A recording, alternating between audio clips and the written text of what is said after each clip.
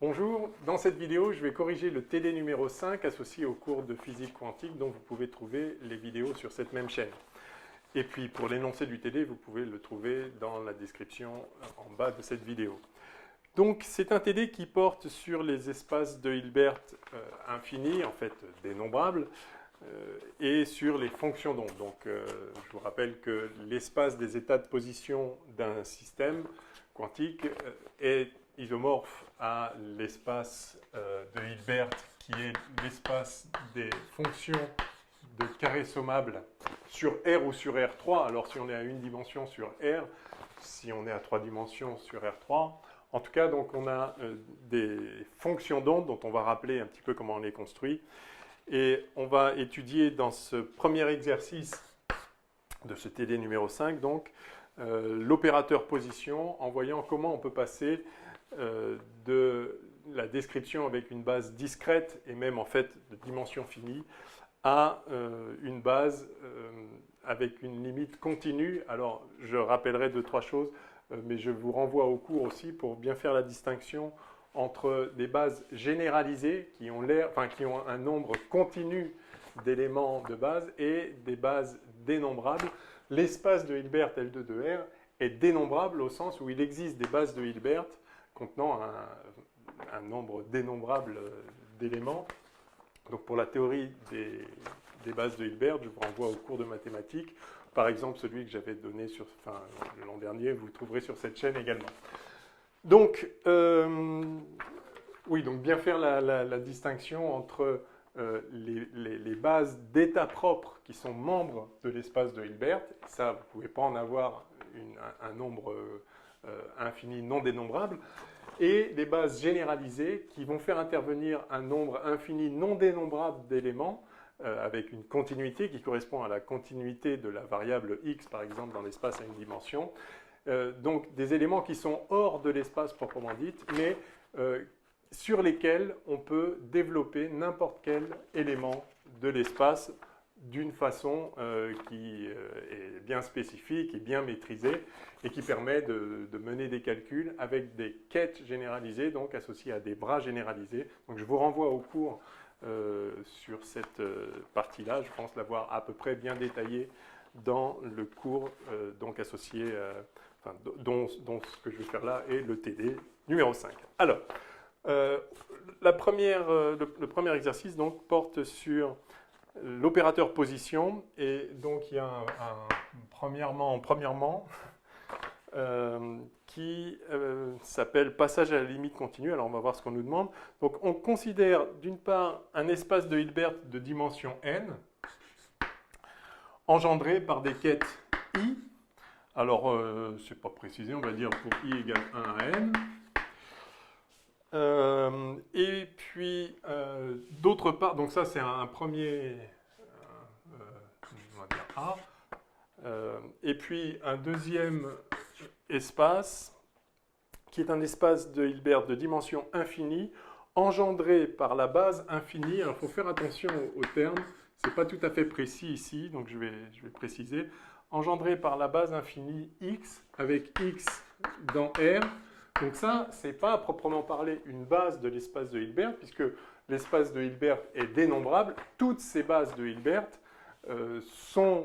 ont le même cardinal et elles sont donc dénombrables. Ici, vous avez un nombre non dénombrable, infini, mais non dénombrable d'éléments. Donc il n'est pas possible que ces éléments forment une base orthonormée, une base de Hilbert en un sens, au sens précis que donnent les mathématiques. Puisqu'il y en a beaucoup trop, donc c'est pas possible. Alors, néanmoins, ça correspond à notre intuition de ce que serait un état du système à valeur de la position bien définie. Cet état-là correspond à le système ayant la valeur bien définie de la position en x. Sur la droite, on est à une dimension ici. Donc voilà, on nous dit donc pour x dans R correspondant aux états propres de position d'une particule évoluant dans un espace à une dimension. L'opérateur position satisfait la relation x égale xx. Alors l'opérateur x appliqué aux quêtes généralisées x est égal à x fois le quête généralisé x, c'est-à-dire que ce quête généralisé est vecteur propre de l'opérateur x avec la valeur propre petit x. Alors cet opérateur agit au sein de l'espace de Hilbert, mais cet objet-là, qu'on a défini proprement dans le cours, qui est extérieur à l'espace de Hilbert, néanmoins, cet opérateur peut agir sur lui de cette façon-là, et en fait, c'est en postulant cette propriété qui traduit ce qu'on entend, ce qui permet de donner un sens à la notion de position bien définie x. Cet opérateur, donc, est défini sur ces objets-là de cette façon-là, et cette définition permet de déterminer l'action de x au sein de l'espace de Hilbert sur toutes les fonctions d'onde, sur tous les vecteurs d'état du système, c'est-à-dire tous les éléments, tous les quêtes psi qui appartiennent à cet espace de Hilbert. Alors, petit a. Dans le cas A, bon, il s'appelait petit i, bon, alors je vais l'appeler petit i, ça c'est le cas i, et ça c'est le cas 2i. Ça me gênait d'avoir le même i ici, mais enfin bon, bref. Comment se décompose, donc dans le cas i, comment se décompose tout état quantique psi sur la base des i? Bon, bah, évidemment, donc on a une base, on est en dimension finie, donc chaque état se décompose comme une certaine combinaison linéaire des états de base, mais la question c'est quel est ce alpha i? Eh bien ce alpha i n'est rien d'autre que le produit scalaire de i avec psi. Si je fais ici i psi, je vais avoir la somme de i égale 1 à n des alpha i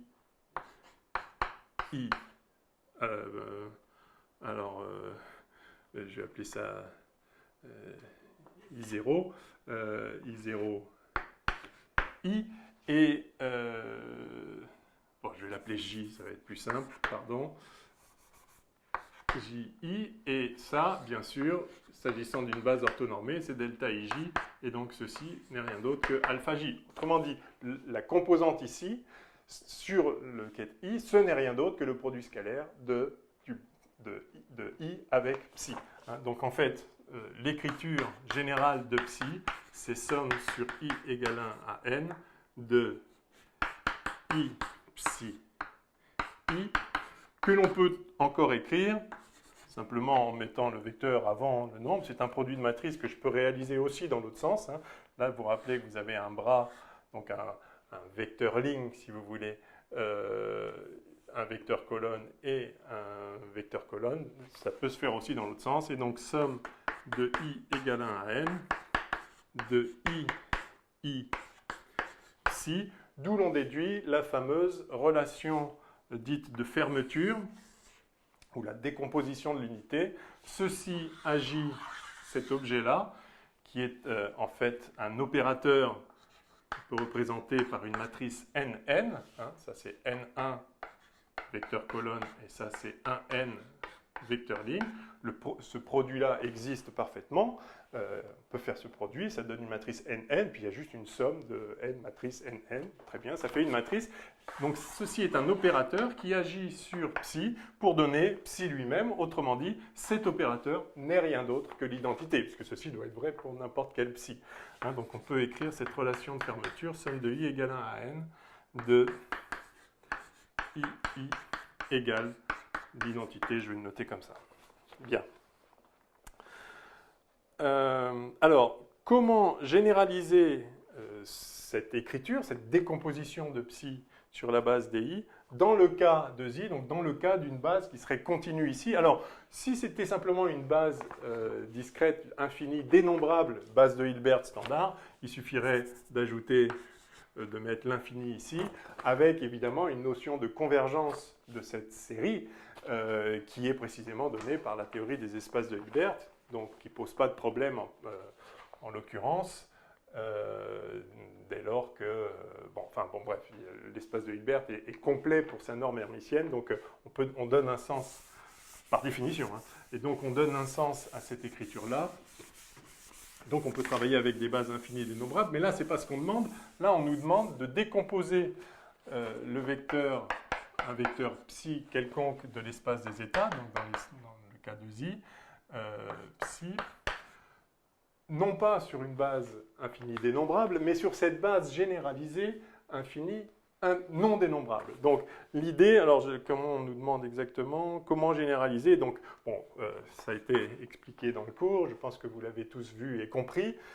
Il s'agit de remplacer une somme discrète par une somme continue, c'est-à-dire une intégrale.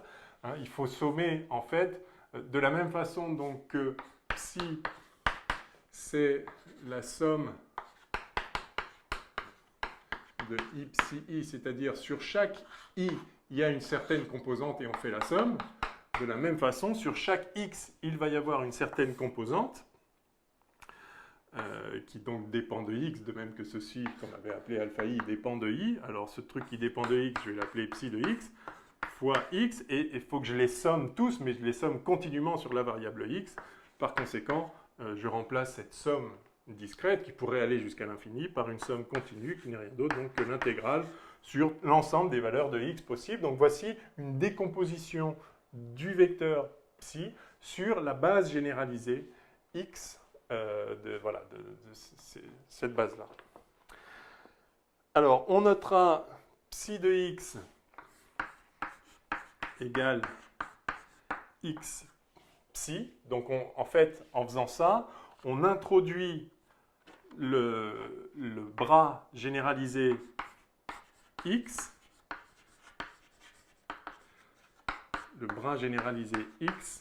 comme étant, donc un bras c'est une forme linéaire continue sur l'espace de Hilbert. Alors ici c'est un bras généralisé parce qu'il va s'agir d'une forme linéaire non continue, mais une forme linéaire quand même, donc bras généralisé. Cette forme linéaire appliquée à psi, par définition, ce bras généralisé, lorsqu'on l'applique à psi, on obtient psi de x. Donc je vais mettre ici, ça c'est vraiment la définition de ce bras généralisé, donne psi de x, où psi de x est la valeur de la fonction correspondant à ce qu'est, à cet état particulier, qui est une fonction dans l'ensemble des états, dans l'espace des états, donc dans L2 de R. Donc le bras généralisé attribue à cette fonction, à ce qu'est qui correspond à la fonction particulière x donne psi de x, ça lui attribue donc sa valeur en x. Si on écrit un x0, ça lui donne sa valeur en x0. D'accord? Ça, c'est pas une fonction, c'est un nombre, c'est le nombre qui est la valeur de psi au point écrit ici, à la coordonnée écrite ici. Ok, donc on écrit ça comme ça. Donc en notant ça comme ça, qui n'est rien d'autre que la définition du bras généralisé x, vous voyez qu'on peut écrire, en analogie à ce qu'on avait fait avant, on peut réécrire donc somme de moins l'infini à plus l'infini. Alors c'est pareil, x psi fois x, je vais intervertir. Hein, pour les mêmes raisons, je peux bien sûr faire ça. Et donc je vais avoir x psi dx, puis le dx, psi comme ceci. Je peux mettre le dx ici, d'accord? De toute façon, c'est une notation somme de moins l'infini à plus l'infini de dxa, donc c'est la façon dont on réalise l'intégrale. Et vous voyez donc de la même façon que cet objet-là, qui est un opérateur, de même que somme des ii était un opérateur, parce que chacun de ces trucs-là est un opérateur, de même, ça c'est un opérateur, pour les mêmes raisons. Et donc, cet opérateur-là est en fait l'identité, puisque appliqué à psi, il redonne psi, quel que soit psi. Donc c'est l'opérateur identité. Donc on peut écrire cette nouvelle relation dite de fermeture, qui dit donc que somme de moins l'infini à plus l'infini de dx xx, le dx vous mettez où vous voulez, c'est une notation de toute façon, égale l'identité, c'est-à-dire l'opérateur qui agit dans l'espace des états pour donner, pour chaque fonction, elle-même. Bien. Alors, rappelez pourquoi, donc ça clôt le... rappelez l'interprétation physique de I psi, je l'ai dit, hein, c'est la composante de psi sur I, et en l'occurrence, si vous mesurez une grandeur physique pour laquelle I est état propre, c'est-à-dire qu'il correspond à une valeur bien définie de la grandeur en question, vous aurez là, comme probabilité de trouver cette même valeur, comme si le système était dans l'état I alors qu'il ne l'est pas, vous trouverez cette même valeur avec comme probabilité module de ça au carré, alors divisé par la somme des modules au carré si jamais l'état n'est pas normé, c'est-à-dire de norme 1. Bien, donc ça c'est l'interprétation. Et de la même façon ici, l'interprétation de x psi, c'est-à-dire psi de x, hein, encore une fois, c'est exactement la même chose. Si donc x est état propre de la grandeur physique x, donc position, si vous mesurez cette grandeur, c'est-à-dire si vous cherchez à savoir, enfin si vous mesurez la position du système, eh bien vous allez trouver comme si le système était dans l'état x, c'est-à-dire avec une valeur bien définie de la position qui est x. Donc vous allez trouver comme s'il était dans cet état-là, c'est-à-dire vous allez trouver x, avec comme probabilité module de ça au carré. Alors du coup c'est une densité de probabilité, puisque vous avez une infinité continue de valeurs possibles. Et donc, vous allez en fait, plus précisément, je vais effacer ça et réécrire. Vous allez obtenir, donc en mesurant x, vous allez obtenir la probabilité d'obtenir une valeur entre x et x plus dx est évidemment proportionnelle à dx, infinitésimale ici, et la fonction qui vous donne cette probabilité, cette densité de probabilité, plus exactement, c'est précisément module de psi de x au carré dx, c'est-à-dire x psi module au carré. Donc ceci est ce qu'on appelle la densité de probabilité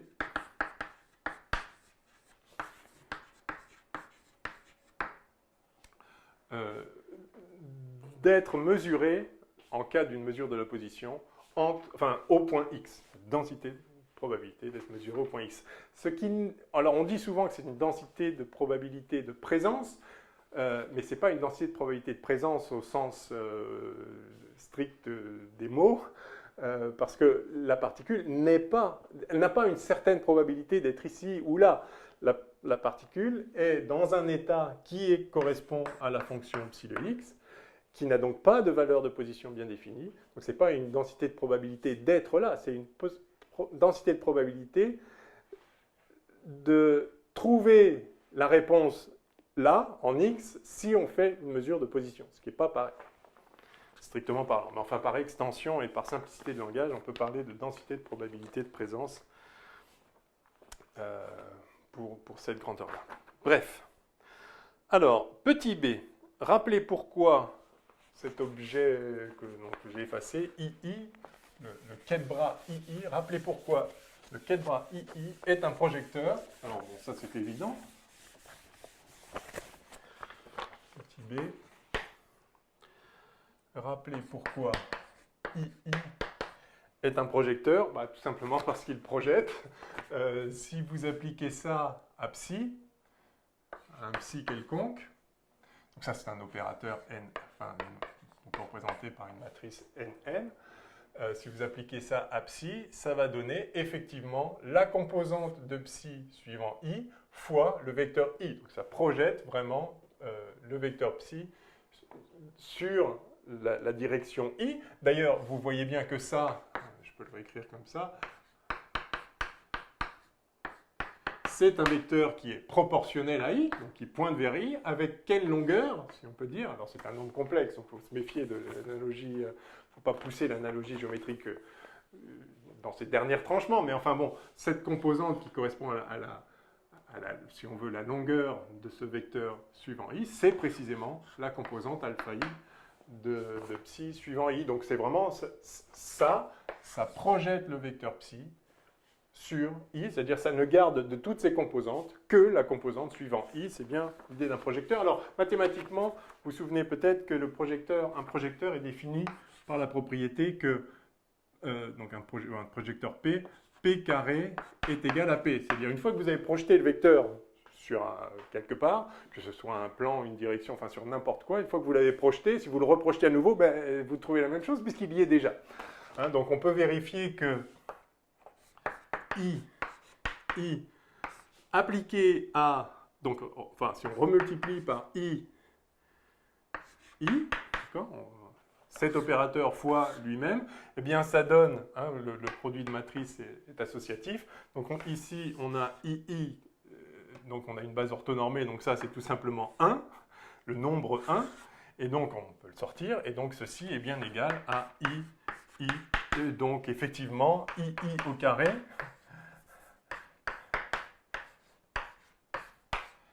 qui est II fois II, c'est égal à II, c'est-à-dire à lui-même. Bon, c'est assez évident, mais voilà. Alors, que peut-on dire de la somme de tous ces projecteurs? Bon, bah, c'est ce que j'avais anticipé avant, en fait. Donc, la somme de tous les projecteurs, somme des II,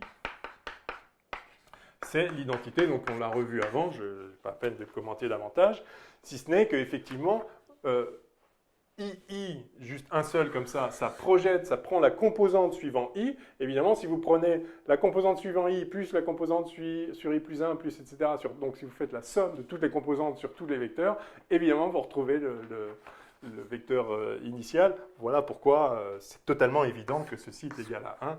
Bon, enfin, l'identité, on l'avait retrouvé aussi avant pour exactement la même raison. Ok, alors, que cela devient-il dans le cas continu? Et en déduire la relation de fermeture en dimension infinie. Bon, bah, en fait, c'est ce qu'on a fait déjà ici, c'est encore écrit là.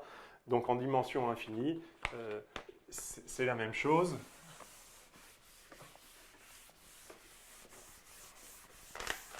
Oups.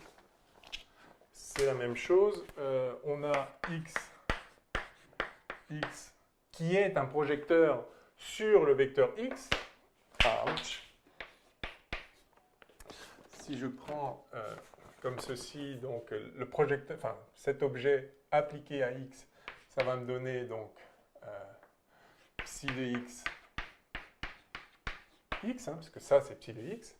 Donc c'est bien quelque chose qui est dans la direction x, qui est proportionnel à x. Alors attention, le problème c'est que ce x n'appartient pas strictement à l'état, et c'est l'élément de base généralisé.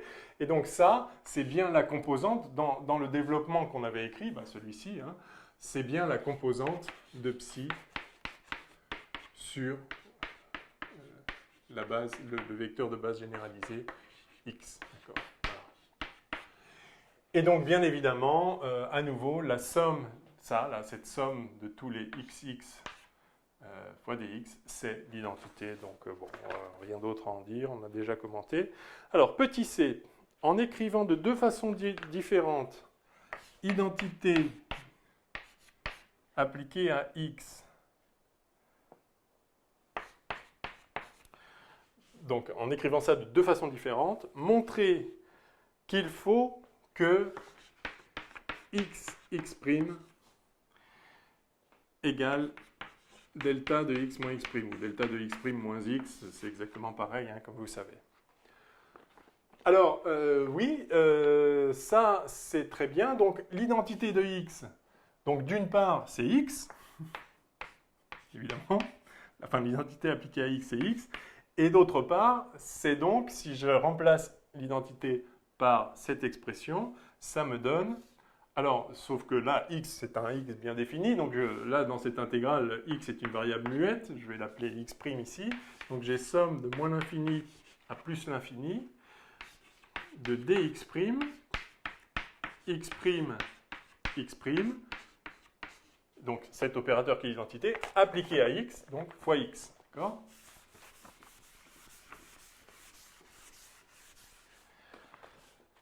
Bon, eh bien quoi? Donc on veut montrer ça. Oui, alors,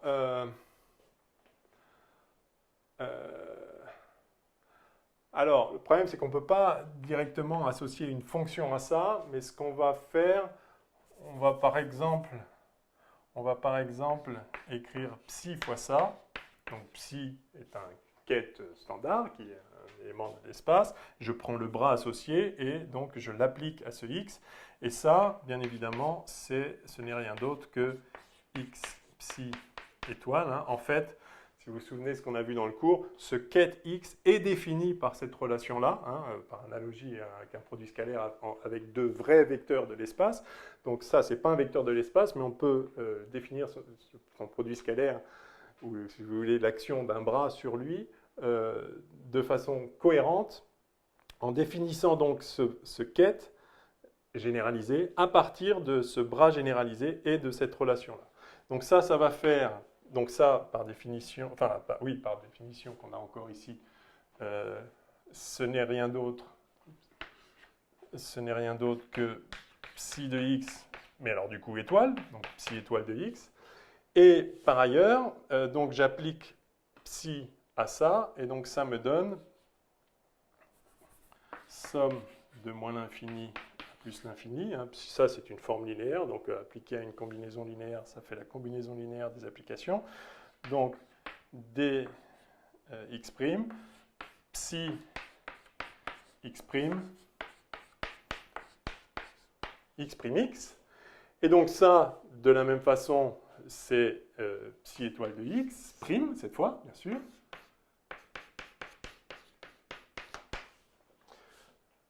Voilà. Et donc, j'ai ici psi étoile de x qui est somme de dx', de psi étoile de x' fois cette quantité. Eh bien, justement, c'est la définition de la distribution de Dirac, delta de x moins x'. Hein, puisque si vous avez de manière générale, la définition de cette distribution de Dirac, c'est que somme d'une fonction quelconque f de x delta de x moins x', alors ici je vais mettre dx', pour être cohérent avec cette notation-là, mais peu importe, hein, delta de x moins x' et delta de x' moins x, c'est la même chose. Ça, par définition, c'est f de x. Hein. Donc ici, c'est exactement cette expression, cette définition, en fait, appliquée à la fonction f qui est en fait psi étoile. Donc psi étoile de x' intégré sur dx' fois ce truc-là donnera toujours psi étoile de x, quelle que soit la fonction psi, bien sûr. Hein. Parce que ça pourrait être par hasard, dans un cas particulier, ça donne ça. Non, quel que soit psi, par conséquent, cet objet-là n'est rien d'autre que delta de x moins x'. C'est ce qui est donc proposé ici. Alors, à nouveau, hein, si on mettait x', x, ça donnera le complexe conjugué, mais c'est la même fonction, évidemment. Hein. Enfin, c'est la même distribution. Ce n'est pas une fonction, c'est une distribution. OK. Bon, bah, c'est bien. Vous voyez, on l'a fait en appliquant le bras. Je crois que dans le cours, j'avais dû le faire en appliquant, plutôt ce bras-là à psi. Donc, comme ça, vous aurez vu les deux façons de le voir. En tout cas, évidemment, on retrouve cette condition de normalisation générale qui est très importante, hein, et qui permet, justement, c'est elle qui permet d'utiliser les quêtes généralisées X comme une base en un sens un peu particulier, puisque c'est une base d'éléments, d'abord c'est continu, et c'est une base formée par des éléments qui sont, strictement parlant, extérieurs à l'espace des états, mais sur lesquels on peut développer n'importe quel état du système. Bien. Alors cette base montrer qu'on retrouve, d'accord, le delta de la distribution de Dirac. Cette base des x est-elle orthogonale? Bah oui, enfin, oui, enfin par définition, x, c'est ça qu'on appelle orthogonal lorsqu'on a une distribution continue. Hein. C'est-à-dire que si x n'est pas égal à x', ben ça fait 0. Et alors, est-ce qu'on nous demande si elle est orthonormée? Non, enfin, mais de toute façon, x n'appartient pas à l'espace. Donc, effectivement, x, ce serait l'infini si on essaye de représenter ça ou d'approcher ça par une fonction. Donc, vous savez qu'on peut approcher la distribution de Dirac par des fonctions. Si on a x' ici, par une fonction qui pourrait être de plus en plus piquée sur x'. mais dont l'intégrale serait toujours égale à 1. Et évidemment, plus c'est piqué, du coup, plus il faut monter haut. Et à la limite, on obtient une fonction qui n'est pas une fonction, puisque la valeur ici devrait être l'infini. Du coup, ce n'est pas une fonction. Ça n'attribue pas à chaque valeur de x une certaine valeur de la fonction. Donc, ceci n'est pas une fonction. Donc, strictement parlant, on ne peut pas écrire une chose comme ça. Hein, ce n'est pas défini. Mais ce n'est pas gênant, puisque ce x-là n'est pas dans l'espace de Hilbert. Hein, donc, le fait qu'il n'ait pas de norme, proprement parlé, enfin, il n'a pas de norme du coup, c'est pas gênant. Tous les éléments de l'espace de Hilbert doivent avoir une norme, bien évidemment. C'est un espace normé, par définition. Mais cet élément n'est pas dans l'espace de Hilbert, donc il n'a pas de norme, très bien, qu'à cela ne tienne. Et donc, le plus proche de base orthonormée, enfin, ce qu'on entend par base généralisée orthonormée, c'est précisément ça, en fait. Ok, donc je ne sais pas ce qu'il voulait qu'on commente là, mais je pense que voilà l'essentiel. Il faut que vous ayez compris ce que je viens de dire. Je pense que ça suffit largement. Je ne vois pas trop quoi rajouter. Mais la question n'est pas explicite de toute façon. Alors, petit d, en déduire l'écriture de la valeur moyenne de l'opérateur position x dans l'état psi comme une intégrale de x dépendant de x et de psi de x. Alors, on veut la valeur moyenne de l'opérateur position donc dans l'état psi. Alors, donc, vous vous rappelez, ce qu'on appelle valeur moyenne, ce serait plutôt, en termes mathématiques, en fait, l'espérance de la variable aléatoire x, sachant que donc, dans un état psi, si le système est dans un état psi, dans l'espace de Hilbert, il n'a pas de valeur bien définie de la position. Les états qui pourraient avoir une valeur bien définie seraient les états x, mais ils n'appartiennent pas à l'espace, donc non, il n'y en a pas. Mais néanmoins, on peut mesurer la position et on va trouver, donc c'est ce qu'on a vu juste avant, on va trouver une densité de probabilité de trouver la réponse x qui est psi, module de psi de x au carré. Donc ça, c'est la densité de probabilité de trouver x. Par conséquent, la moyenne des résultats qu'on obtiendrait si on fait un grand nombre de fois la mesure à partir du même état psi, cette valeur moyenne des résultats obtenus, qu'on peut noter comme ça, ce n'est rien d'autre que donc la somme de la valeur x qu'on obtient fois la probabilité de l'obtenir, qui est donc module de psi de x carré, alors fois dx, hein, puisque ça c'est la densité de probabilité, donc la probabilité d'obtenir entre x et x plus dx, c'est ça, multiplié par la valeur correspondante, et on fait la somme de moins l'infini à plus l'infini. Alors, strictement parlant, divisé par la somme du module de psi de x carré dx, c'est-à-dire la norme de psi. Donc, si on part d'un état normé, ce truc-là vaut 1. D'ailleurs, c'est ce que je vais faire, on ne va pas s'embêter. Enfin bon, retenez évidemment que si l'état n'est pas normé, il faut le diviser par sa norme. Hein. Allez, je le mets. Divisé par sa norme psi. Sa norme au carré, hein, en l'occurrence ici. Enfin, si la norme vaut 1, son carré vaut 1 aussi. Bref. Ok, et donc ça, alors ça c'est quoi en fait ce psi, alors je vais m'arrêter là pour voilà. Ça, c'est bien sûr psi de x, psi étoile de x, et c'est... et donc... Bon, enfin, oui, pardon. Donc c'est psi de x, psi étoile de x. Et donc ça, psi de x, c'est en fait, on l'a vu, non, c'est plus là, mais on l'a vu, c'était x psi, d'accord? Et psi étoile de x, eh ben, c'est le produit scalaire opposé, hein, enfin, dans l'autre sens. Et donc c'est psi x, d'accord? Donc finalement, la moyenne de x, c'est la somme... Ah oui, mais en fait, je m'aperçois que la question qu'on nous posait, c'était juste ça, en fait. En déduire l'expression de la valeur moyenne de l'opérateur position x comme une intégrale dépendant de x et de psi de x. Donc la voilà. Donc ça, c'est la réponse à la question. Enfin, avec ça, donc divisé par la somme des modules. Voilà. Si jamais l'état n'est pas normé.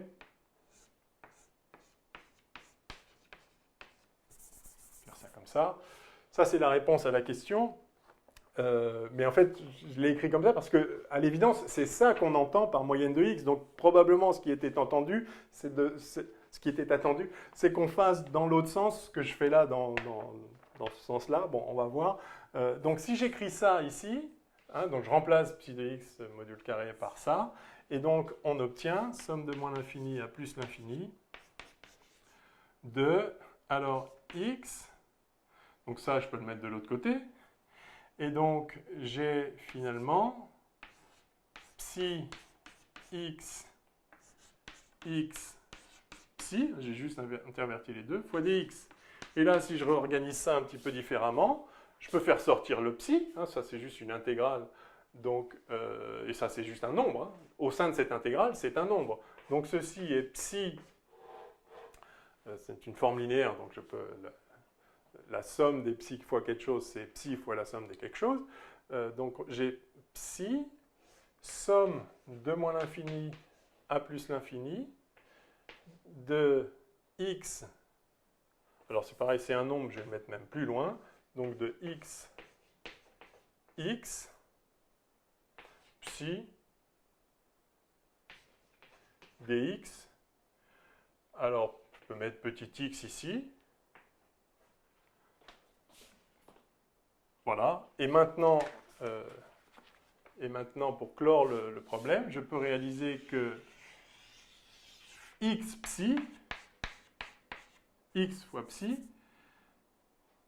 enfin, pardon, je vais l'écrire là. Je ne suis pas sûr ce qu'on nous demandait dans cette question, à vrai dire, mais en tout cas, je pense que vous avez compris que c'est nécessairement comme ça que s'écrit la moyenne de x. On va voir comment l'écrire autrement ici. Vous avez ici x psi. Je prétends que ça, c'est x psi. Et oui, c'est l'action de x en représentation x. Hein, si vous vous souvenez, ce langage qu'on a utilisé dans le cours, c'est simplement multiplié par la variable x, mais on peut le voir dans l'autre sens en disant qu'on a x qui vaut xx, on a commencé par ça, hein, le x, l'état propre de position est vecteur propre de l'opérateur x avec la valeur propre x. Si vous prenez la version bras de ceci, ça va vous donner x croix, mais x croix c'est x, c'est une grandeur physique, donc un opérateur auto-adjoint, l'opérateur position, la grandeur position, qui donne donc x fois x étoile.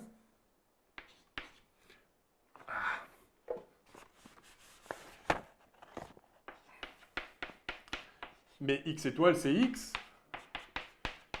puisque x est un nombre réel, c'est la position.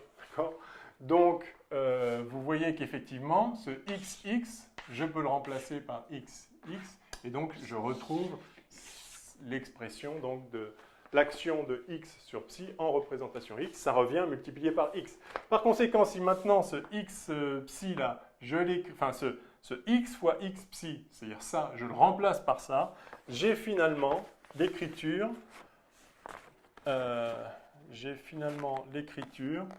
que la moyenne de x, c'est, eh bien, lorsqu'on est dans l'état psi, c'est psi fois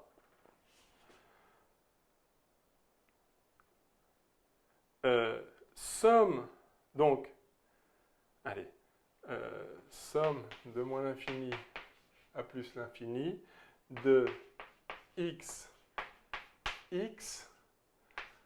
grand X psi, d'accord? J'ai remplacé xx psi par x grand X psi dx. Or, ça, là, fois le dx, que je peux mettre devant si on veut, ça, c'est l'identité. D'accord? Et donc, en fait, cette moyenne de x, c'est psi x psi. Voilà. Alors, à nouveau, divisé par psi, la norme de psi au carré, si jamais l'état psi n'est pas normé. Hein, donc, voilà. Donc, peut-être que ce qu'on voulait qu'on fasse, c'est écrire ça, parce qu'on sait que c'est comme ça, s'il y a des gens qui postulent ça sans vraiment l'expliquer, nous on l'a démontré clairement dans le cours, On vient de le remontrer à nouveau là, pour le cas de la variable continue. En tout cas, peut-être la seule chose à conclure de cette question qui est importante, c'est que voilà normalement ce qui est censé être la moyenne de x. Eh bien, on voit que comme pour une grandeur physique, comme pour toute autre grandeur physique, ça fonctionne. Hein. L'introduction de cette relation-là, de cette relation fermeture en version continue, permet de faire le lien entre cette valeur moyenne et cette expression-là, qui, elle, est parfaitement claire. Vous avez un bras, un opérateur, c'est-à-dire une matrice, enfin, disons, là on est en dimension infinie, justement, mais en tout cas, un bras, une forme linéaire, appliquée à un vecteur qui est l'action de l'opérateur x sur le vecteur en question. Voilà, donc peut-être ce qu'il faut retenir, c'est ça, c'est que, comme toujours, quand on est dans l'étape psi, l'espérance de x, c'est ceci, donc strictement parlant, divisé par psi psi. Et ça s'écrit par ailleurs, tout simplement, comme ça. Donc si on a la fonction d'onde en question, eh bien la moyenne de x, c'est juste la somme des x fois la probabilité d'avoir x, tout simplement. Enfin, c'est complètement évident, en fait. C'est pour ça qu'on avait commencé par écrire ça. Là, je vois pas... Bon, bref. Je suppose que c'était ce lien-là qu'on nous demandait d'établir. Comme il ne diffère en rien de ce qu'on a déjà vu pour d'autres opérateurs, je ne suis pas sûr que c'est un immense intérêt, mais peut-être, après tout. En tout cas, voilà. Vous n'auriez plus d'excuses de ne pas le savoir. Bien. Petite D. Alors, petite E. Écrire le produit scalaire de deux vecteurs psi et phi en fonction de leurs composantes. Dans le cas petit i, alors vous vous rappelez, donc petit i maintenant. Rappelez que le cas petit i, c'est quand on a psi et phi. Donc on a psi qui vaut donc somme de i égale 1 à n de, il s'appelait petit i, nos vecteurs i psi i, et puis on a phi qui vaut somme, alors on va prendre un autre, de j égale 1 à n, là pour le coup c'est le même, de j psi j, et donc si on fait le produit scalaire de psi avec phi, alors je ne sais pas dans quel sens, c'est pas demandé, c'est pas précisé, bon on va dire psi phi. Évidemment si on écrivait phi psi, ce serait on obtiendrait le complexe conjugué, hein, c'est une forme hermitienne, hein. Donc semi-linéaire, enfin pardon, hermitienne, oui, bon, bref, phi psi c'est son complexe conjugué. Donc ça c'est égal à, alors il faut passer ça en bras, donc c'est somme de i égale à 1 à n de, donc ça on passe au complexe conjugué, hein, ce qui revient à nouveau à changer, enfin à intervertir, donc je vais l'écrire comme ça, psi i, hein, c'est le complexe conjugué de ça, c'est ça, fois i, où on retrouve, donc ça c'est le bras psi, et on voit que ce bras psi là, on aurait pu l'écrire simplement en disant que c'est le bras psi fois l'identité, hein, c'est la somme de i égale 1 à n de ii, ce projecteur, enfin c'est la relation de fermeture, donc j'aurais pu écrire ça directement sans même passer par là, enfin bon, c'est totalement évident encore une fois, fois phi qui est ça, donc fois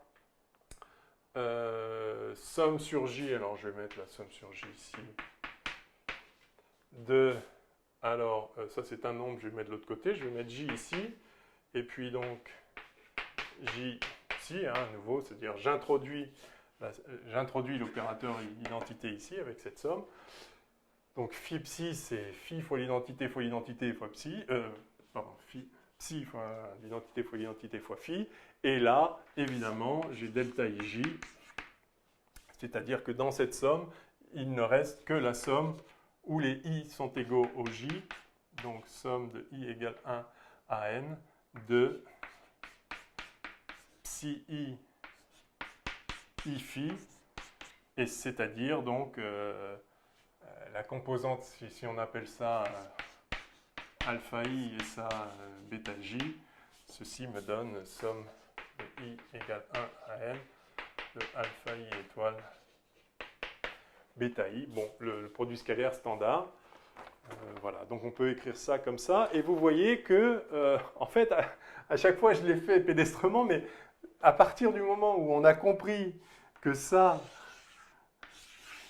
c'est l'identité, et on l'a montré trivialement, vous voyez qu'il n'y a pas besoin de faire toutes ces étapes intermédiaires, hein. C'est pour ça que c'est très très pratique d'introduire dans une expression l'identité, ça permet d'obtenir très rapidement le résultat. Donc je l'ai fait de façon vraiment laborieuse là, pour que vous voyez exactement comment les choses fonctionnent, mais c'est une autre façon de redémontrer une nouvelle fois que ça, c'est bien l'identité.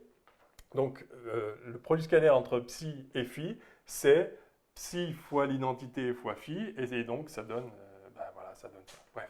Alors, donc maintenant, ce qu'on nous demande, c'est de faire pareil dans le cas continu.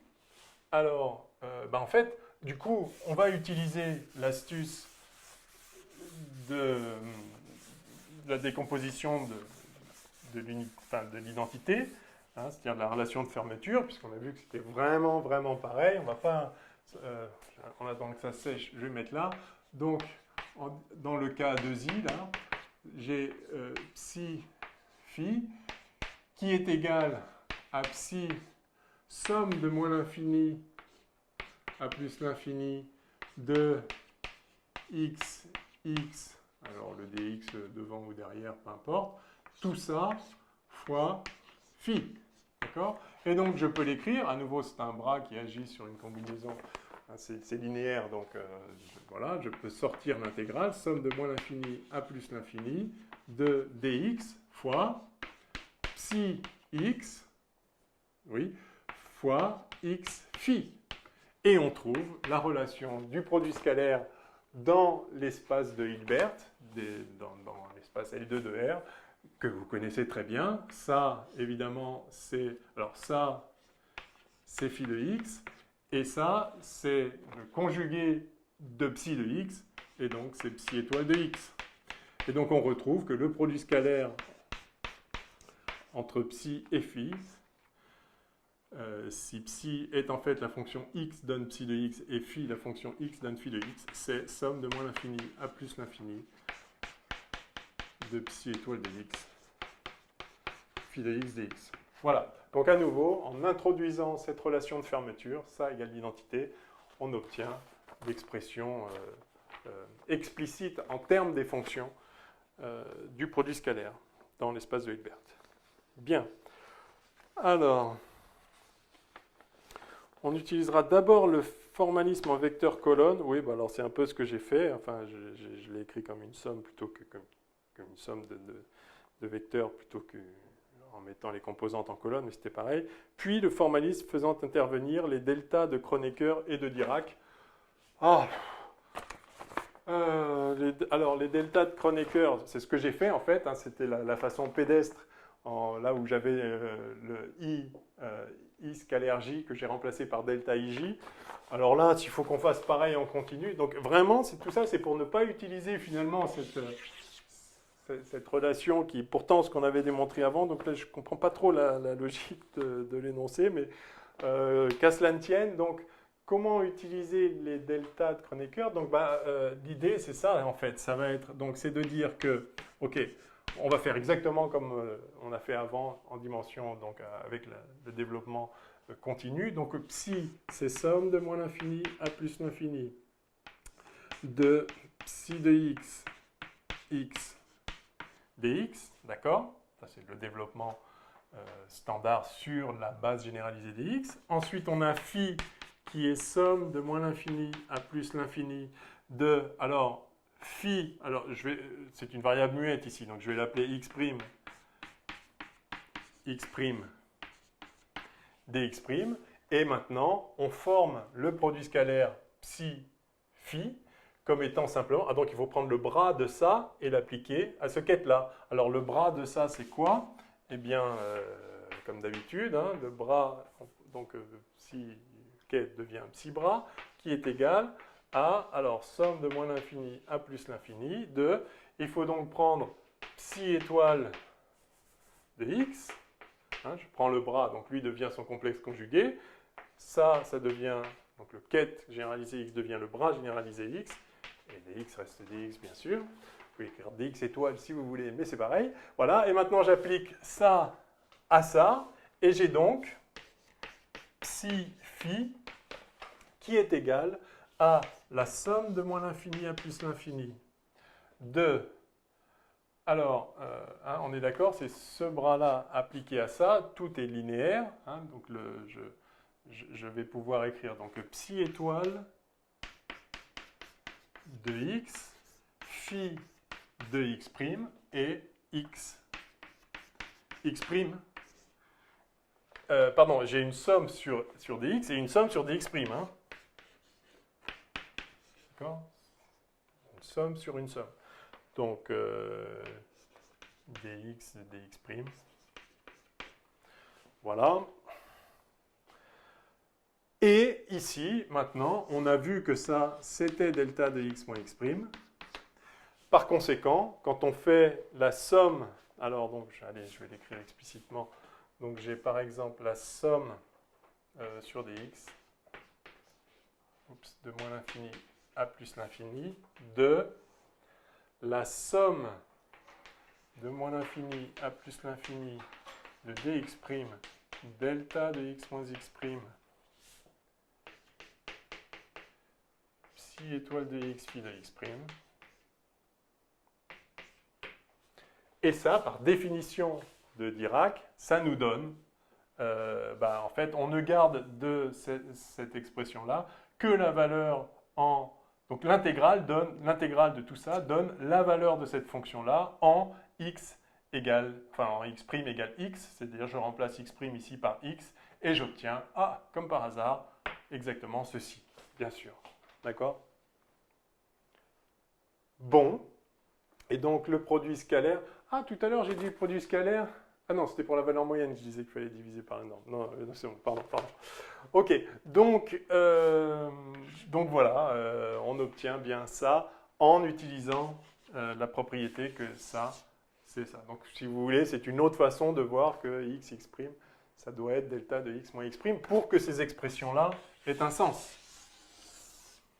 Hein, mais moyennant cela, enfin donc, ce quête généralisé étant défini à partir du bras généralisé par la propriété d'inversion, hein, donc x psi qui est bien défini, ça c'est psi de x. En définition, ça, donc en écrivant ça formellement, ça donne un sens complet et une cohérence globale donc ça permet de définir un quête généralisé associé à ce bras généralisé. Et ça permet de travailler avec ces développements-là. Simplement, ça impose évidemment que x soit égal à delta de x moins x'. Mais ça correspond bien à ce qu'on entend, à ce qu'on veut, c'est-à-dire que chaque vecteur position bien définie x est orthogonal à tous les autres. Hein. Si on a une certaine valeur bien définie qui est x, qui n'est pas la même que x', eh bien, il n'y a aucune composante de l'un sur l'autre. Soit on est là, soit on est là. On n'est pas là et ailleurs en même temps. Si on a une valeur bien définie. Et si on n'a pas de valeur bien définie, on n'est pas non plus là et ailleurs en même temps. Bref, alors, on est nulle part à ce moment-là. C'est-à-dire on n'a pas de valeur de la position. Très bien. Bon, je crois qu'on a fait le tour. Mais vous voyez que tout ça, ce sont quand même des calculs qui sont simples, mais qui sont formellement difficiles à écrire. Enfin, difficiles, non, pas difficiles, mais bref, qui sont longs et fastidieux, alors qu'il suffit, on l'a vu, d'introduire voilà, le fait que ça, c'est la décomposition de l'unité, ce qu'on appelle donc la relation de fermeture. Mais en quelque sorte, ce qu'on fait là vérifie qu'on peut bien écrire l'identité comme ça et que ça a un sens complet, enfin ça justifie la cohérence totale du formalisme. Bien, alors petit f, en mécanique quantique, la probabilité élémentaire dp de mesurer le système dans l'intervalle entre x et x plus dx est donnée par dp égale p de x. Bon, alors, décidément, j'avais anticipé un peu trop, parce que là, on nous demande, enfin, on nous dit ce qu'on a vu dès le début. Bon, ces TD sont un peu des façons de revoir le cours, en fait, plus qu'autre chose, hein. Donc c'est sûr qu'on peut s'y prendre de différentes façons, tourner dans un sens ou dans l'autre. L'essentiel n'est de ne pas trop tourner en rond. Donc petit f, on nous rappelle que la probabilité élémentaire de trouver le système entre x et x plus dx, donc dans l'intervalle x, x plus dx, est donnée par dp égale p de x dx, où p de x, par définition, est la densité de probabilité. Et donc, ici, p de x, c'est bien x psi, quand le système est dans l'état psi, bien sûr, module au carré. Donc, montrer que l'on doit avoir la condition de normalisation de la fonction d'onde. Alors, effectivement, si on écrit la probabilité comme ça, évidemment, il faut que la somme de moins l'infini à plus l'infini des probabilités, ça doit être égal à 1. La particule, on a une probabilité 1 de la trouver quelque part.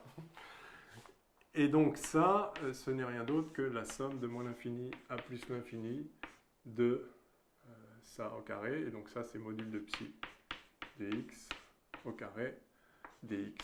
Voilà, égal. Donc ça, c'est bien le produit scalaire de psi avec psi en vertu de la relation qu'on a vue avant. Produit scalaire de psi avec phi en général. Si phi égale psi, ça donne exactement ça.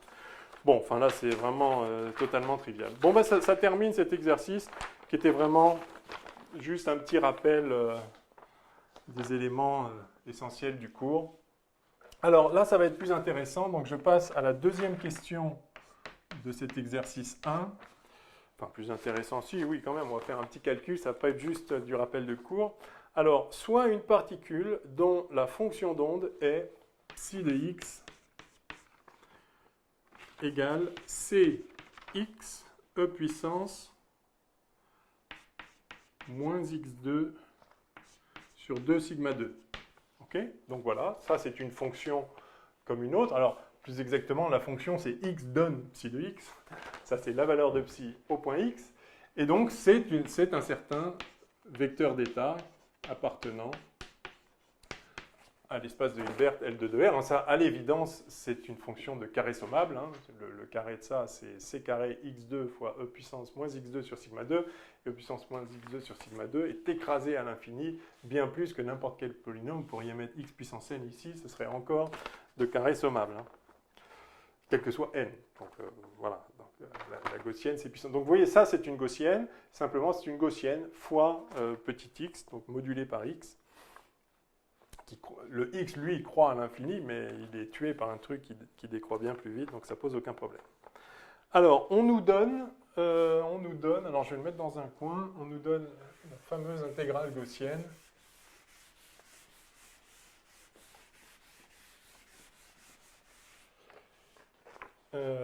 Que somme de moins l'infini à plus l'infini de e puissance moins x2 dx, c'est racine de pi.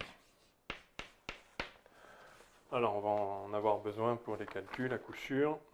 Donc, allons-y. Petit a, déterminer la constante c. Donc, pour que psi de x soit normé. Et quelles sont ses dimensions? OK. Alors, bon, bah, ces dimensions, ça va être 1 sur x, enfin 1 sur une longueur, hein, là, du coup, évidemment, hein, puisque psi, du coup, sera sans dimension. Ah non, la densité de probabilité, hein, la probabilité dp, c'est module de psi de x carré dx. Donc, la densité de probabilité étant 1 sur une longueur. Hein. Donc, quand on met ça au carré, on doit avoir 1 sur une longueur. Donc, c'est... Donc, bon, on va voir. Il va y avoir... Ça doit être peut-être une racine de longueur. Enfin, on va voir. Bref, je ne vais pas réfléchir tout de suite. On va faire le calcul d'abord. Donc, déterminer la constante C pour que psi de x soit normé. Donc, on va calculer la norme de psi de x. Et on verra ce qu'il faut pour C. Alors, la norme de psi de x, donc somme de moins l'infini à plus l'infini de module de psi de x au carré, c'est-à-dire de C2 x2, tout est réel, donc là il n'y a pas de souci, e puissance moins x2 sur sigma 2 dx. Voilà ce qu'est l'intégrale de la norme au carré de psi de x. Enfin, si C était complexe, il faudrait mettre ça, a priori, hein, évidemment. Enfin, je pense qu'on prendra C réel, il n'y a pas de raison. Hein. Si vous avez psi de x, vous multipliez par n'importe quelle phase, n'importe quel nombre de complexe de module 1, ça reste essentiellement le même état physique. Donc on a dit ça, bon, bah, il faut calculer ce truc-là. Alors c'est pas directement ça, donc on va faire une intégration par partie ici, comme toujours avec des intégrales gaussiennes. Alors donc on va poser U qui vaut... donc en fait, ça va être la dérivée d'un truc. Donc on va poser dv qui est E puissance moins x2 sur sigma 2 dx. Du coup, le C, je vais le sortir. Hein. Donc, du coup, U, c'est x. Donc, on va avoir du qui vaut dx et V qui vaut... Alors, pour avoir ça, il faut dériver E puissance moins x2 sur sigma 2. Mais si on dérive ça, ça fait moins 2x sur sigma 2 fois lui-même. Or, là, on n'a pas moins 2x sur sigma 2, on a x. Donc, il faut remultiplier par moins sigma 2 sur 2. Fois moins sigma 2 sur 2. J'espère que je n'oublierai pas des petits facteurs au passage. Donc moins sigma 2 sur 2, ok. Et donc maintenant, cette intégration, donc norme de psi u carré, là, ça donne donc module de c u carré, fois, alors ça fois ça à l'infini, évidemment, en vertu de l'écrasement par la gaussienne, ça fait 0, donc il reste juste le terme, qui est donc moins v du, avec le moins ici, ça va faire somme de moins l'infini à plus l'infini, de sigma 2 sur 2, e puissance, moins x2 sur sigma 2, dx. Voilà, tout simplement. Et donc là, on fait un changement de variable pour faire apparaître ça. Et donc, on va avoir, je fasse la fonction psi. On va poser x' égale x sur sigma, d'accord? Et donc on a dx qui vaut sigma dx', et donc ça, ça fait donc un module de psi au carré, là, enfin norme de psi, donc psi, norme de psi carré, égale donc module de c carré, facteur de, alors somme de moins l'infini à plus l'infini. Essaye de me joindre là. Bon, on va pas falloir que je traîne trop. 1 demi de... Donc je fais sortir le 2. Et donc, dx, c'est sigma e. Ah bon, ça va dans ce sens-là, ça? Donc j'ai e puissance moins x' carré. Dx'. Donc dx'. Ah bon, il y a un sigma 4 là? Ok. Donc hein, c'est ça, je remplace dx par sigma... Ah non, sigma cube. Je remplace dx par sigma dx'. Donc fois le sigma carré, donc sigma cube, e puissance moins x' carré. Ok, dx'. Et donc, alors, et cette intégrale, le sigma, je peux le sortir, hein, bien sûr. Ça me fait sigma cube module de c carré sur 2 et racine de pi. Par conséquent, je dois avoir module de c carré. Bon, il ne me plaît pas du tout ce sigma carré, mais après tout, pourquoi pas. Enfin, ce sigma cube. Donc, si on veut que ça soit égal à 1, d'accord, pour normer la fonction, il faut donc que module de c carré soit égal à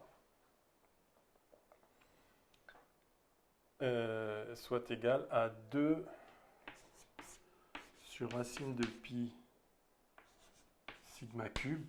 Oh là là, que c'est moche ça. Je me suis trompé. Donc, c'est-à-dire, je vais prendre par exemple c égale racine de 2 sur pi puissance 1 quart sigma puissance 3 quarts, puissance 3 demi. Bon. Alors évidemment, j'ai pas moyen de vérifier. je me suis peut-être pas trompé, mais c'est plus probable que je me sois trompé. Alors c'est ça le problème de faire une vidéo avec personne pour vérifier. On se trompe très souvent le nez au tableau, et là j'ai l'impression que c'est pas joli joli. Alors on va reprendre vite fait. Donc la fonction psi, c'est bien cx puissance moins x2. Ah oui, sur 2 sigma 2, je mets tout au carré, donc ça me fait c2 x2 puissance moins x2 sur sigma 2, ok, fois dx.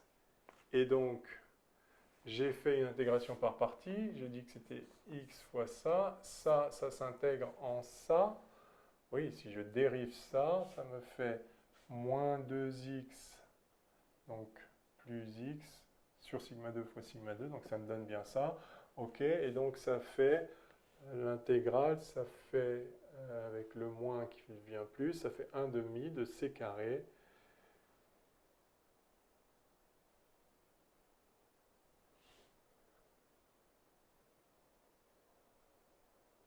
Ah oui, c'est là, 1 demi de c carré, sigma 2, e puissance, moins x2 sur sigma 2, dx.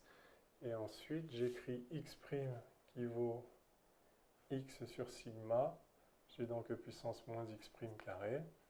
Et j'ai dx qui vaut sigma dx' fois le sigma 2, sigma cube. Bah non, ça a l'air juste. Bon, bah pourquoi pas. C'est peut-être ça après tout. Ok. Bon, c'est une constante de normalisation. Elle vaut ce qu'elle vaut. Je vais la mettre dans un coin parce que ce serait dommage de l'oublier. Elle nous a donné, si on a besoin, elle nous a donné tellement, demandé tellement d'efforts.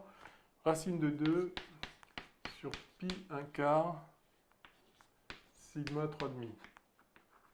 On aurait peut-être pu prendre sigma égale 1, ça aurait été plus sympathique. Bon. Ok, donc on a normé la fonction. On a donc un certain, j'allais dire un paquet d'ondes, c'est un peu anticipé pour parler comme ça. On a une certaine fonction d'onde qui représente un état particulier du système. Alors, petit b, tracer en fonction de x l'allure de psi de x et de la densité de probabilité de présence. Alors ça va être sympa. Donc psi de x, je rappelle que c'est ce c là, je me fiche de savoir ce qu'il vaut maintenant, e puissance moins x2 sur 2 sigma carré. Alors, cette partie-là, la gaussienne elle-même, proprement dite, ce serait, donc c'est la gaussienne de largeur sigma centrée en 0. Donc ça, c'est la gaussienne elle-même. Mais elle est multipliée par x. Alors, x, la fonction x, c'est ça. Donc, en 0, ça va valoir 0. Pour x négatif, ça va être négatif, évidemment. Un truc positif ou un truc négatif, ça va être négatif. Donc ça va être 0. Et puis en 1, ça va valoir cette fonction-là. Et puis à l'infini, ça va l'emporter. Donc en fait, ça va faire un truc comme ça. Ça va faire un truc comme ça. Donc on tend... Enfin, ça va être écrasé, évidemment. Le rapport entre ça et ça va tendre vers l'infini. Ça va être x exactement, mais enfin... okay, si on trace juste l'allure, ça fait quelque chose comme ça. Alors évidemment, c'est symétrique. Hein. Enfin, oui, c'est symétrique par rapport à 0. C'est une fonction impaire. Hein. Si je change x en moins x, psi de moins x, c'est moins psi de x, c'est à l'évidence. D'accord. Donc voilà l'allure de psi de x. Ça, c'est psi de x. Et on nous demande aussi l'allure de la densité de probabilité. Eh bien, oh là là, je vais m'arrêter en fait. L'allure de psi donc de la densité de probabilité, c'est-à-dire de module de psi de x au carré, c'est ça au carré, donc ça a une forme de style. Alors en 0, ça fait 0, et puis là, ça fait un truc comme ça, et puis là aussi, quoi. En fait, du coup, c'est symétrique, évidemment. Hein, on remet ça au carré, comme ça, c'est, enfin voilà. Module de psi carré de moins x, c'est module de psi carré de x. Donc c'est symétrique par rapport à x égale 0. Ok, donc voici l'allure. le temps a filé, il faut que je conclue peut-être. Petit c, on mesure la position de la particule. Calculer la probabilité d'obtenir une valeur comprise entre moins epsilon et plus epsilon. Alors, la probabilité, je vais mettre là. Petit c, proba d'obtenir une valeur entre moins epsilon et plus epsilon. Donc, par définition, c'est simplement l'intégrale de moins epsilon à plus epsilon de la densité de probabilité, c'est-à-dire donc module de psi de x au carré dx, d'accord? Ça, c'est la probabilité de trouver x entre moins epsilon et plus epsilon. Et ça fait donc, ça fait quoi? Psi de x, on l'a, psi de x au carré, c'est ce truc-là. Et donc, c'est somme de moins epsilon à plus epsilon. Alors, je vais sortir le c carré. J'ai pris c réel, hein, donc plus besoin de mettre le module, fois, donc, x2 puissance moins x2 sur sigma 2 dx. Et là, bien sûr, on fait, voilà, pour epsilon petit devant 1, hein, sinon ce n'était pas la peine de l'appeler epsilon.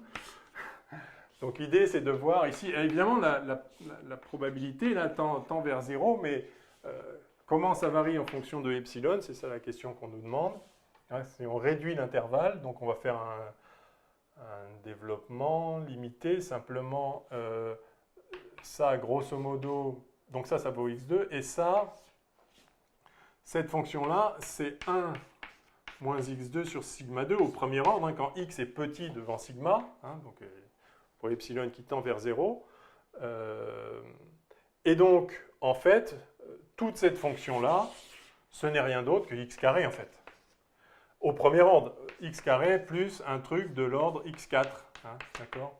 Donc jusqu'à l'ordre x3, on fait tendre epsilon vers 0, donc on va garder simplement l'ordre dominant, donc on a x carré intégré x carré de moins epsilon à plus epsilon, donc ça fait 1 tiers de c carré epsilon cube, voilà, tout simplement, plus un truc d'ordre epsilon 5 en fait, hein.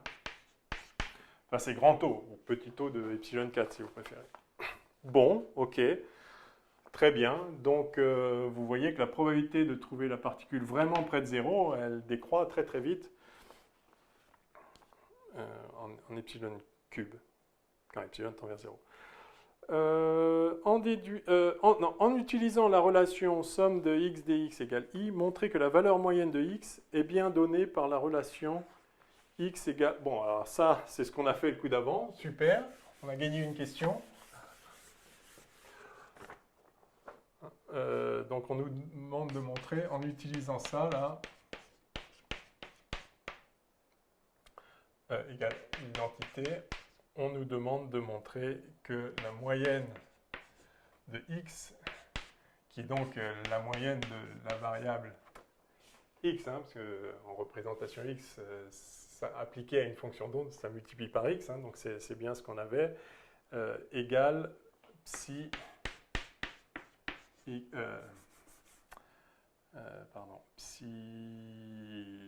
x psi, donc ça c'est ce qu'on a montré avant, donc je ne le refais pas, c'est très bien. Simplement, j'imagine qu'on va nous demander de la calculer, cette valeur moyenne. Que vaut-elle? Oui, alors calculons ça. Donc, on a vu que cette moyenne de x, c'était la somme des x fois ce truc-là au carré, enfin, fois module de psi de x au carré, c'est-à-dire ça, somme de moins l'infini à plus l'infini, de, alors x fois ça, alors le c carré, je le sors, x fois ça, donc ça fait x cube, e puissance, moins x2 sur sigma 2 dx.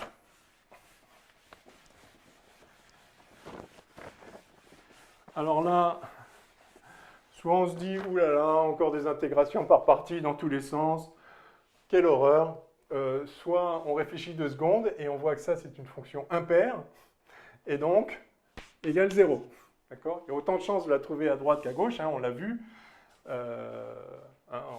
On a vu, la densité de proba c'était ça, là. Donc en comptant positivement, la moyenne de x, il y a autant de probabilité d'avoir un plus x que d'avoir un moins x enfin le même moins x, si vous intégrez tout ça, ça fait 0. Bon, de toute façon, c'est une fonction impaire. Elle converge, hein, bien sûr, hein, toujours pareil, à cause de cette exponentielle décroissante violente. Et donc, la moyenne de x, c'est 0. Formidable. Et petit e, ah non, calculer l'écart quadratique moyen delta x. Bon, alors là, on ne va pas y couper. Est-ce que j'ai vraiment... Ouais, allez, on va essayer de faire vite. Alors, delta x, juste en tout cas le poser, et puis peut-être je vous laisserai finir. C'est la dernière question de cet exercice, donc on va quand même essayer de le terminer. Donc, l'écart quadratique moyen, hein, on nous dit que c'est... Enfin, on nous rappelle que c'est la racine, donc ça au carré, ce serait moyenne du x carré moins moyenne de x carré. Alors là, en l'occurrence, la moyenne de x, c'est 0, donc ça, ce n'est rien d'autre que la racine de x carré.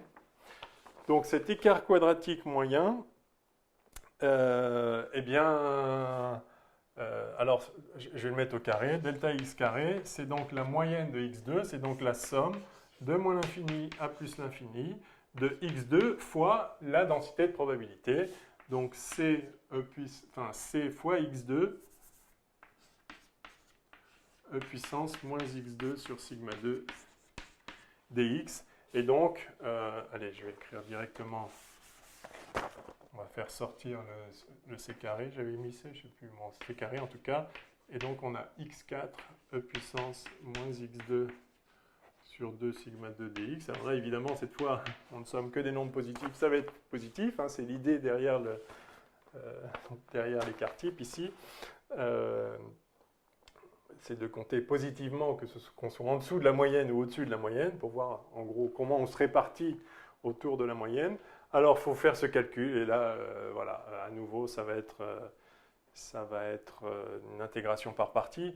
Donc c'est pareil, on va dire, donc on va essayer de le faire vite. Donc là, on a la fonction, on a celle-ci. Et puis, donc, on a x cube. Donc, u, c'est ça. Et dv, c'est ça. Alors, le terme tout intégré en uv à l'infini et moins l'infini, ça fait 0. Donc, il sort simplement moins v. Donc, c'est le même v que tout à l'heure. Donc, moins v somme du truc, là. Alors, ça fait c2. On avait, donc, on a dit 2 sur sigma 2. Pardon, sigma 2 sur 2, et ça, du, ça devient 3x2,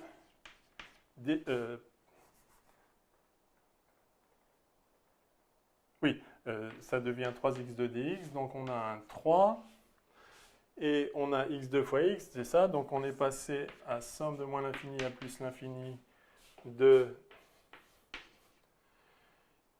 x cube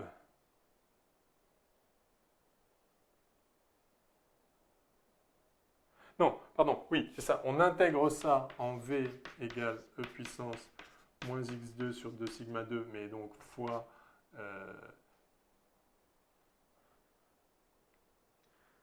Ah non, mais il n'y a pas de 2 là. Il n'y a pas de 2 là. Pardon, il n'y a pas de 2. Il n'y a pas de 2, très bien. Donc, fois... Donc quand on dérive ça, ça fait 2x sur sigma 2, donc il faut bien multiplier par sigma 2 sur 2, hein, je me souvenais du rapport qu'on avait obtenu. Donc c'est ça, et donc là on a évidemment juste x2, hein, ce serait trop beau, sinon ça ferait 0 justement. Donc on a le 3x2 sigma 2 sur 2 c carré, et donc on a x2 e puissance moins x2 sur sigma 2 dx. Et ça, maintenant, alors il faudrait réintégrer par partie, mais on l'a fait. Par chance, je l'ai laissé. Donc, ce truc-là, avec le C, en fait, il fait 1. On a justement calculé C pour ça. C'est pas la peine de le calculer, du coup, puisqu'au bout du compte... Enfin bon, bref, c'est un exercice de calcul, mais il y a des chances que je me sois trompé. On verra. En tout cas, quel que soit, même si on s'est trompé là, de toute façon, ça fait 1. On a calculé C pour ça. On choisit C pour ça, et donc finalement, le delta x ici au carré, c'est 3,5 de sigma 2. Et ben voilà, c'est formidable. Et donc delta x, c'est racine de 3,5 sigma. Hein, sigma est bien de la même dimension que x, hein, ici, hein, vous voyez, hein, puisque ça doit être en dimension, bien sûr. Bon, ben on a fini. Voilà, donc on a la moyenne de x qui vaut 0, normal, puisque dans l'état qu'on a considéré, la particule... Alors attention, hein, la fonction d'onde n'est pas symétrique, hein, on a vu qu'elle était un truc comme ça, hein. Enfin, la fonction d'onde n'est pas symétrique, mais la densité de probabilité associée, c'est-à-dire son module au carré est symétrique, et donc évidemment la moyenne c'est 0. Par contre son écart type, on voit que ça dépend du sigma, hein, ça dépend de la largeur initiale de la gaussienne dont ceci n'est que le produit par x. Donc sigma était là, c'est ça qui va donner une idée de la séparation entre les deux pics, hein, d'accord. On pourrait calculer à quel endroit c'est maximum ici, hein, il suffit de dériver... il faut dériver ça, puis voir, il faut dériver x fois psi, quoi, hein, et voir ce que ça donne. Mais on a un truc qui évidemment est proportionnel à sigma, et donc l'écart type aussi, on trouve quelque chose qui est proportionnel à sigma, avec un facteur ici qui dépend donc de la répartition précise, mais enfin qui doit être d'ordre unité, et on trouve un truc d'ordre unité, hein, racine de 1,5, d'accord, 1,2 et quelques, voilà. Bon, bah écoutez, je vais m'arrêter là parce que le temps a filé. Et puis on traitera la fin la prochaine fois. Donc à très bientôt dans la prochaine vidéo.